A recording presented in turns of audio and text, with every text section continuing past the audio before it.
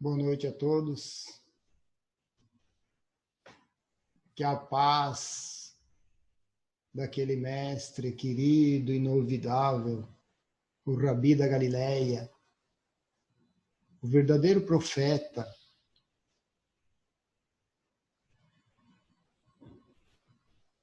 o príncipe da paz, possa nos orientar na noite de hoje, para que nós possamos refletir sobre esse assunto tão importante.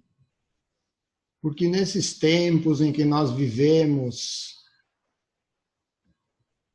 ditos de transição planetária, de transformação profunda no orbe, e principalmente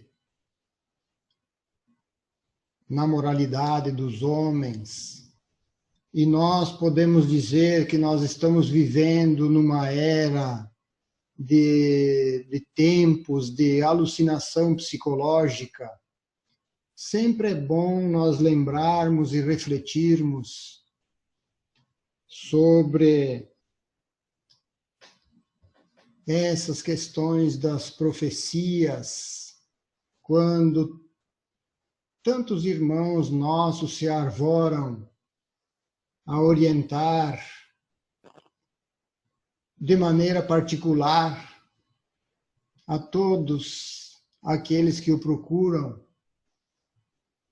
E como nós vamos exigir uma obra perfeita de seres imperfeitos? É lógico que vão se apresentar falsos cristos e falsos profetas, confundindo, por exemplo, profecia com o dom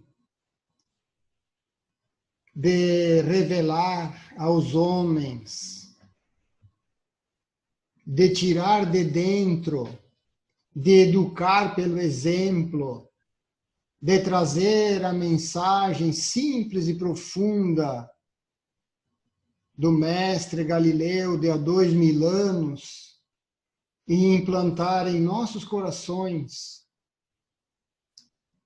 É lógico que muitos de nós vão se transviar e vão trazer aquelas coisas da antiguidade, já que nós somos seres milenares e nesse ir e vir de existências multimilenares,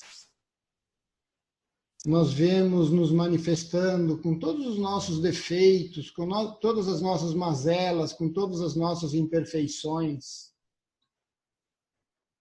Mas o verdadeiro profeta é aquele que tira de dentro, que anuncia o reino de Deus e que leva aos corações dos homens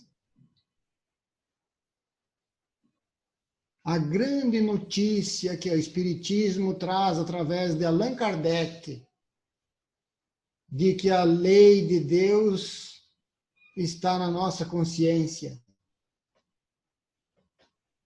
Então, profeta é aquele que bate nas costas da pessoa e diz: você lembra? Porque não tem nada para plantar de fora para dentro.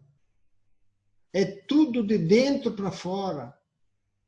A lei divina está plantada em nossos corações. Tendes no fundo dos vossos corações uma sentinela vigilante, diz um espírito protetor no capítulo 13 do livro do Evangelho segundo o Espiritismo. Uma sentinela vigilante, chamada consciência. E ele pede para nós ouvir. E o verdadeiro profeta é aquele que vem, bate nas nossas costas e diz: ouça a tua consciência. E os nossos irmãos arvorados em programar o futuro, que nós não vamos aqui fazer referências ou vamos a ir contra qualquer um, mas todo aquele que quer implantar uma doutrina, todo aquele que quer organizar a vida dos outros, muitas vezes se perde porque esquece de organizar a sua própria vida, suas próprias mazelas. Profecias. Nós estamos vivendo, meus irmãos, o amanhã. O que vai acontecer amanhã? E tem muitos falsos cristos e falsos profetas anunciando. Quando Emmanuel diz, sobre profecias, nós temos que ir para o Velho Testamento e ouvir a história de Jonas. Jonas era um profeta e ele recebe de Deus, que naquela época nós acreditávamos que era o próprio Deus que trazia as profecias para os profetas. Hoje nós sabemos que são irmãos desencarnados, nada mais, nada menos do que nós sem o corpo. Então qualquer um pode se apresentar. E quanto mais liberto ele tiver do corpo, mais ele vai enxergar o passado e o futuro. Mas Emmanuel diz, nós precisamos ouvir a história de Jonas. Jonas recebe a presciência que dizia, vai lá na cidade de Nínive e diz que eu vou destruir aquela cidade. E esse mas é de Deus, se estas criaturas, se esses irmãos da cidade de Nínive se transformarem, se eles se melhorarem, eu não vou destruir a cidade de Nínive. Mas só que Jonas foi e confiou nele e não na segunda palavra. E foi lá e fez a anunciação, fez a previsão, fez a profecia de que a cidade de Nínive iria ser destruída.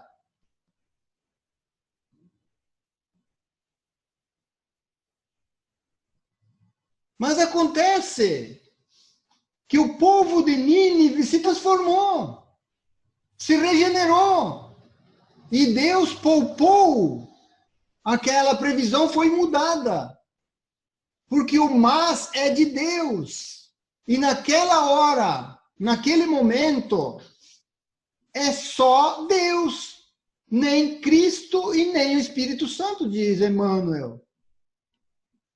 Mas só que Jonas, ele tinha a imperfeição daquela que nós temos em nossos corações, da vingança. Porque para nós passarmos da vingança para o perdão é um processo lento. Nínive tinha destruído a sua cidade. Então Jonas queria que Nínive fosse destruída. Só que ela não foi destruída. Então, meus queridos amigos, as profecias são dadas para alertar, para que não se cumpra. Para que não se cumpra. Nós vamos ver, então, o verdadeiro profeta, o profeta verdadeiro, aquele que era inspirado por Deus e que nós devemos nos espelhar, que Deus deu a nós como espelho para o mundo, como uma obra perfeita que é Jesus. Na última ceia, ele pede, fala peremptoriamente, ele fala direto, olhando nos olhos de Judas. Ele diz, aquele irmão que está comendo comigo, no mesmo prato, irá me trair. Todos os outros apóstolos continuaram a conversa, mas Judas se encarcerou dentro de um silêncio profundo. Porque ele foi convidado naquela hora a viajar para dentro de si. E como aquelas criaturas de Nínive se regenerar. Ele tinha chance para não ser cumprida aquela profecia de Jesus. E Jesus fica aguardando ele, sabendo de tudo, porque ele tem noção do passado e do futuro. Quando Judas vem ao seu encontro, Jesus abre os braços e diz: "A que veio, amigo?" É como se ele dissesse: meu irmão, ainda há tempo. Viaje para dentro de ti, te modifique, busque a lei, te transforme, busque o amor. Mas Judas tinha a imperfeição da ganância, do poder, daquilo que todos nós temos ainda um pouco dentro de nós. Acreditamos mais no dinheiro, no poder temporal, do que naquelas coisas perenes que o profeta Nazareno vem para nos revelar. Quando os guardas pegam ele, Simão Pedro, tira da espada e corta a orelha do soldado. Jesus cola a orelha do soldado e diz: Pedro, embainha a tua espada. É como se ele dissesse: Pedro, vai para dentro de ti, te amance, porque senão esse ato que você está fazendo, você está cortando a tua própria orelha, pela ação e reação. Então Jesus vinha revelar tudo isso para nós, nos chamar a atenção das profecias. Quando nós estamos nesses momentos passando por essa transformação mundial, em que o mundo está sendo abalado por ocasiões, nós vamos fazendo profecias, predições. Nós temos vidências para prever o futuro. Eu cansei de falar no ano passado, dizendo que iria ter e vai ter mais acontecimentos no nosso planeta, aonde todas as criaturas, filhas de Deus, irão se voltar para Deus no mesmo momento. Eu falava isso.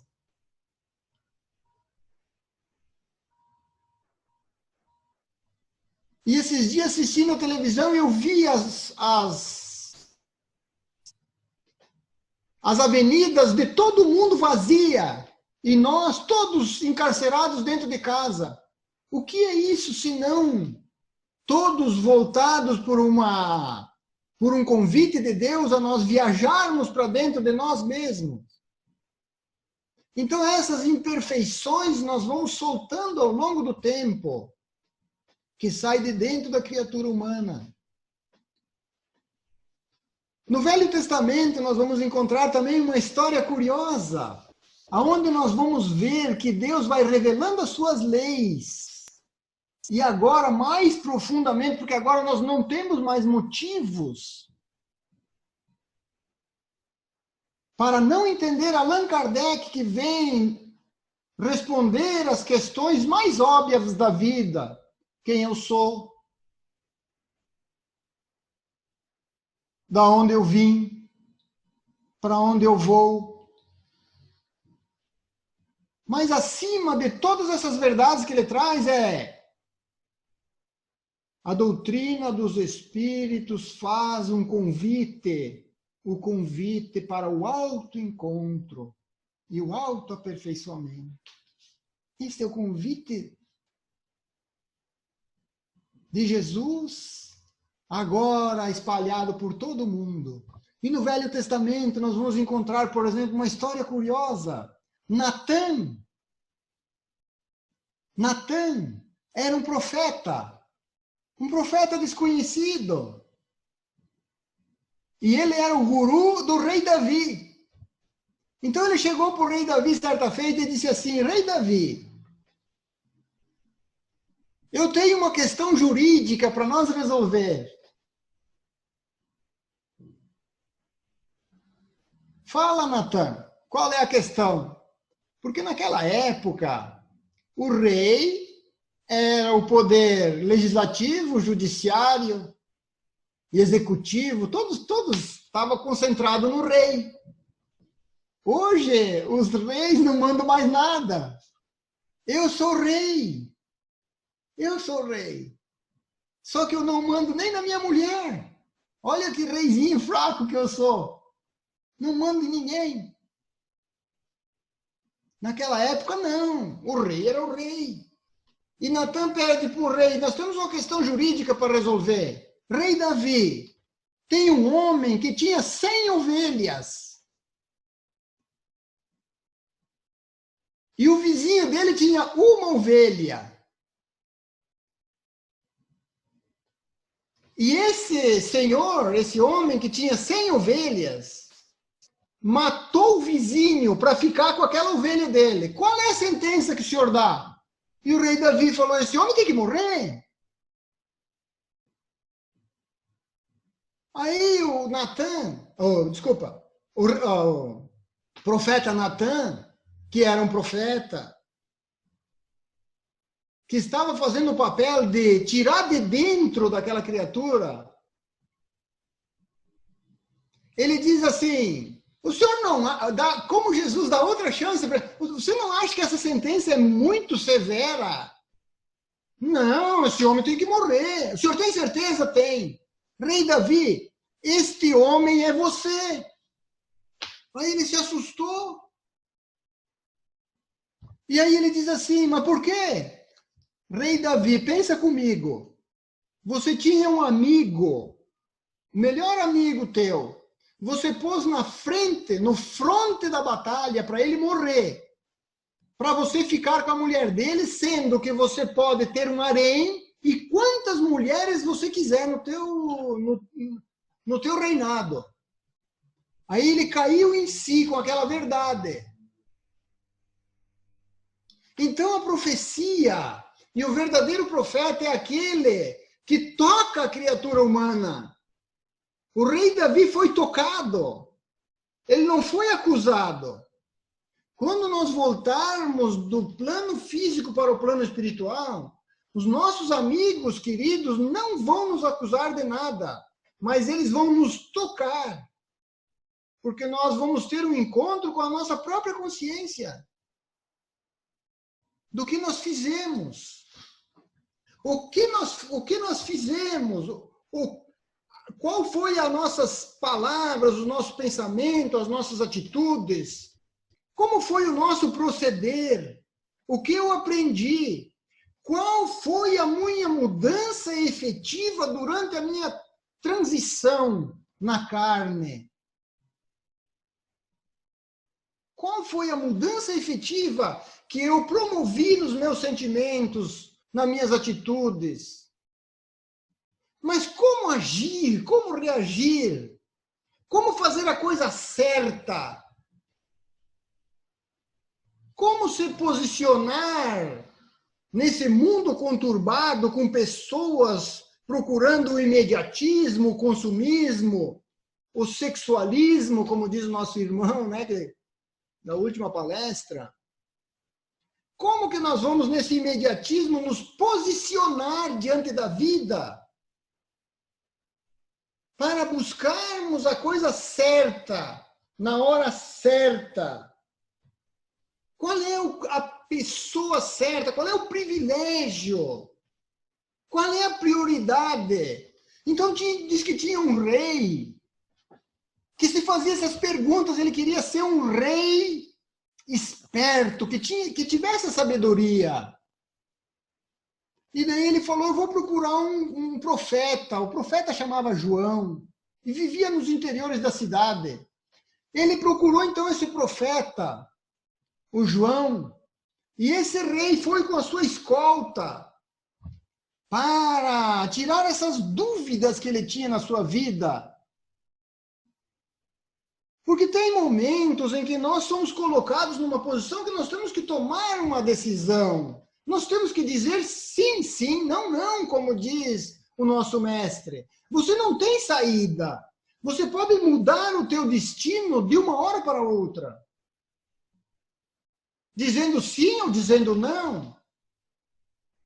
Como naquele filme Escolha de Sofia, para quem não assistiu, ela estava com a menina e o guri, os dois filhos no colo. E o guarda, o algoz, que era o soldado, disse para a Sofia: escolha um desses teus filhos, porque o outro vai morrer. Pensem vocês na condição de mãe. Escolhe um filho, a menina ou o guri, um vai morrer. Ela tinha que decidir naquela hora. Existe uma hora em que nós precisamos decidir. Não temos saída. Nós precisamos dizer sim, sim, não, não. Então esse rei queria ser essa pessoa que tivesse essa tacada, que tivesse esse dom da sabedoria. Então ele procurou o profeta João, foi escondido, os seus apaniguados se esconderam todos, ele apareceu, tirou, botou uma chinela havaiana para não aparecer que ele era rei. Então ele chegou na casa desse João e perguntou, ele não estava só a mulher dele. E aí ele perguntou, o seu João está aí? E a esposa dele falou, não, o João está na roça, está trabalhando. Onde é que ele está? Ah, ele está trabalhando lá. Aí ele foi procurar o seu João, encontrou um homem velho, cavando, plantando feijão. Aí ele perguntou, o senhor é o profeta João? Profeta, ele falou, não, eu sou o João. A primeira condição de sabedoria de uma criatura humana, ela não se identifica. Eu sou o João.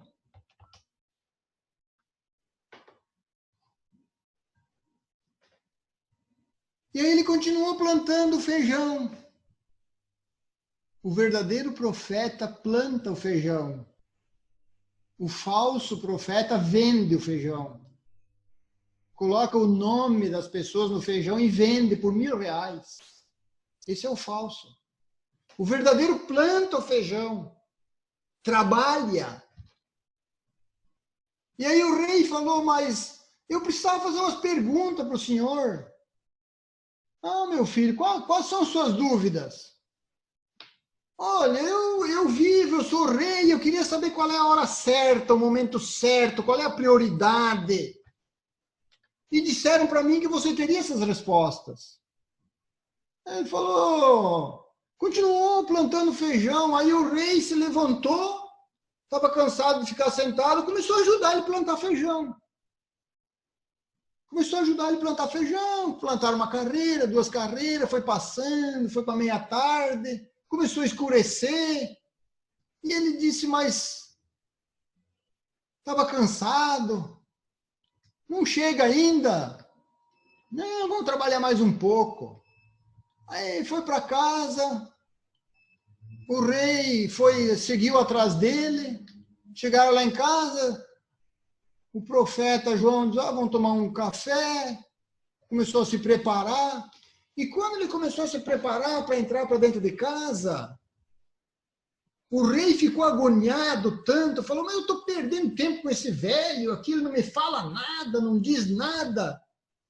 Quando ele falou aquilo, chegou um homem com um tiro no peito, todo ensanguentado, caiu na frente dele, ele se apavorou, juntou aquela criatura, começou a atender, o rei começou a atender, pediu ajuda para o João, começou a atender aquela criatura e não conseguia, e saía, sangrava, e começou a estancar, pediu um pano, queria colocar uma brasa quente, não conseguiu, e foi atendendo, estancou, atendeu, enfaixou aquele homem, aí João ajudou, colocaram numa cama, e aquele homem passou uma hora, ele ficou aquela agoniada, todo manchado de sangue, naquelas atitudes, E aí ele disse,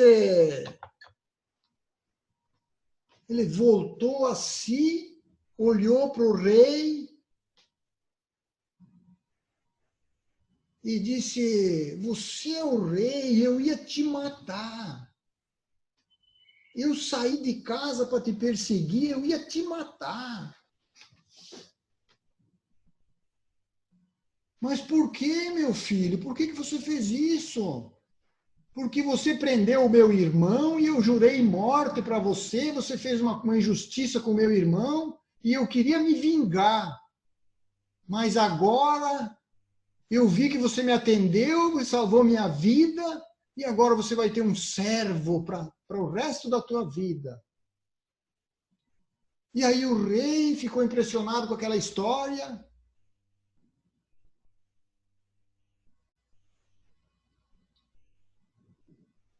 Olhou para o João e disse, e as minhas respostas?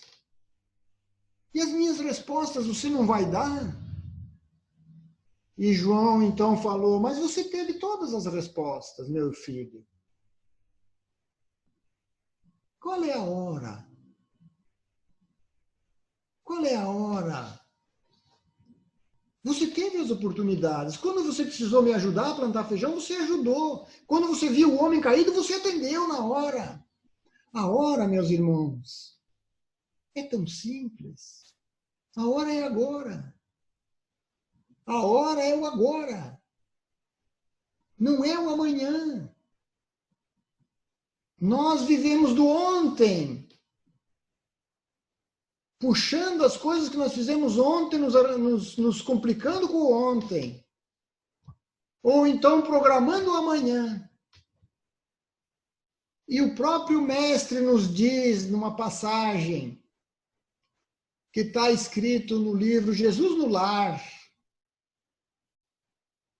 quando uma senhora pede a ele qual era o talismã divino que ele possuía para tanta sabedoria, para tanta profecia, para tanta paz naquele coração.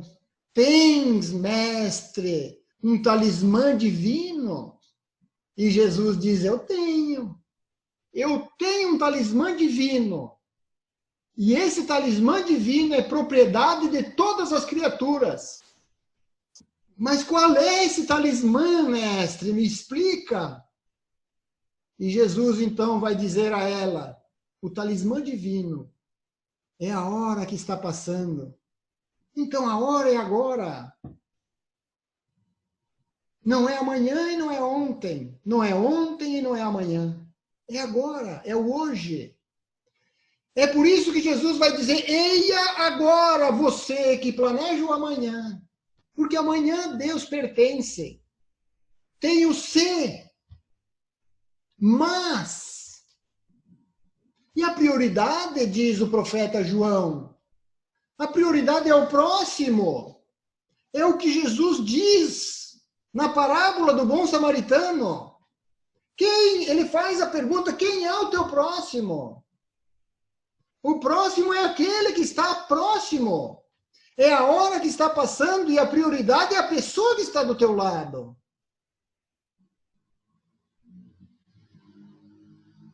Então é nessa condição que nós devemos analisar as profecias. Mas, o mas é de Deus. É Ele que determina. Vai acontecer. E nós ficamos programados e torcendo. Ligamos a televisão, ligamos o rádio e ficamos envolvidos com os movimentos passageiros, transitórios e ilusórios do mundo. E não nos demos conta de que a obra é interna. Que Jesus propôs um reino de Deus. E disse, o reino de Deus é a obra divina no coração do homem. Então nós precisamos nos compenetrar dessa ideia. Porque nós vivemos o amanhã. Nós tivemos, por exemplo, um presidente que os agureiros de plantão, aqueles que previam o futuro diziam, ele vai renunciar ou vão renunciar a ele. Quem não lembra do nosso presidente passado, não o atual, o passado? Mas esse mas era divino. Porque esse mas dizia assim, se ele tiver um relacionamento bom e bastante amoroso com a Assembleia Legislativa, principalmente aqueles que fazem parte do Centrão, se tiver esse relacionamento, se tiver essa mudança, ele não vai se renunciar e não vai ser renunciado. Então ele ia, e ele, para o despeito e para o desespero de muitos, ele completou o mandato. Então, meus queridos amigos, nós precisamos viver o hoje, o mas, a hora é agora. Nós precisamos interpretar o Evangelho, que significa a lei de Deus e que está plantada em nossos corações. Nós vamos ser os verdadeiros profetas na medida em que nós entendemos o Cristo, na medida em que nós compreendermos a sua mensagem pulcra e trazermos para a atualidade e implantar em nossos corações. Trazer o Cristo e colocar ele do nosso lado e Deus que está dentro de nós, essa compreensão nós temos que dar. E o verdadeiro profeta vai ser aquele que anuncia este mundo que está chegando. Pode ser amanhã, pode ser daqui 50 anos, pode ser daqui 100 anos, mas é a certeza absoluta que isso vai acontecer. Quem vai ficar e quem vai sair, quem vai ficar no mundo e quem vai partir para mundos inferiores, a decisão é íntima e individual de cada um de nós. Mas é preciso que nós entendamos, porque quando Jesus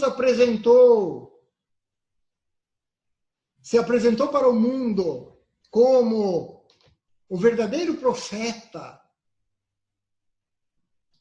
que iria trazer os interesses do Pai Celestial para colocar à vista e para anunciar esse reino de Deus, ele trouxe-nos o Evangelho do Reino. E Salomé, que era a mãe dos dois meninos, de João e Tiago, que foram até o mestre, e ela foi até o mestre pedir para ele colocar os seus filhos, um à direita e outro à esquerda do seu trono, imaginando um trono material. Ela não foi para casa, não entendeu, falou com Zebedeu, que era seu marido, e Zebedeu foi ter com Jesus. E perguntou para Jesus o que significava aquele reino de Deus. Só que Zebedeu entendeu. O que Salomé não entendeu, Zebedeu entendeu. Parece que rimou, né? Zebedeu entendeu. E ele se ajoelha diante de Jesus e diz, eu estou à frente do maior profeta de todos os tempos. Temos que anunciar o evangelho a todos. E Jesus levanta ele e diz, levanta, Zebedeu, porque Deus precisa de homens de coragem. E o evangelho vai avançar de coração em coração. Esse é o verdadeiro profeta. É aquele que bate nas nossas costas e diz, você lembra? Não tem nada fora de você, está tudo dentro de você. Nós tivemos essa criatura maravilhosa entre nós, o apóstolo de Uberaba, chamado Chico Xavier, vivenciando na íntegra os postulados do Evangelho de Jesus.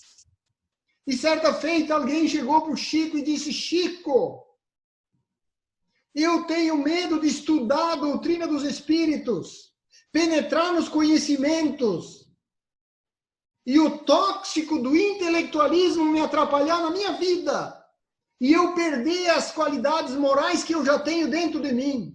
E Chico disse: meu irmão, Deus trouxe a sua lei através de Moisés na tábua dos 10 mandamentos e deixou gravada num livro. O Velho Testamento, a lei e os profetas, que Jesus trouxe para nós na transfiguração, está no Velho Testamento. Jesus não trouxe, não escreveu nada, nenhuma palavra. Chico diz a ele que Jesus não escreveu nenhuma palavra. Mas os evangelistas se encarregaram de trazer para o mundo e deixar para o mundo o perfume da sua mensagem, da sua vida. Deixar para o mundo o exemplo que ele deixou de profeta verdadeiro. Então nós precisamos estudar o Novo Testamento. E ele então diz que Allan Kardec viria para arrematar tudo aquilo que nós precisamos conhecer. Nós precisamos estudar, diz Chico Xavier. E citou todos os espíritos que vêm agora nesse movimento da terceira revelação de Deus aos homens, trazer para nós as informações e o complemento do Evangelho do Reino, porque o Evangelho é de Deus, Jesus exemplificou. Ele não quis citar o nome dele, mas ele disse, um homem que trouxe mais de 500 obras.